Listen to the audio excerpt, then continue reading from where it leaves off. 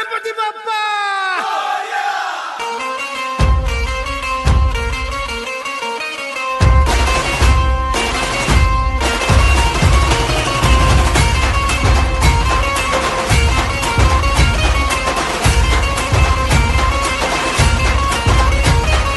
पायल नमन करुणी वंदन इडा मांडून इडा देवाला इडा गावाला इडा पाटलाला इडा मंडळीला आम्ही सांगतो नमन तुम्ही ऐका हो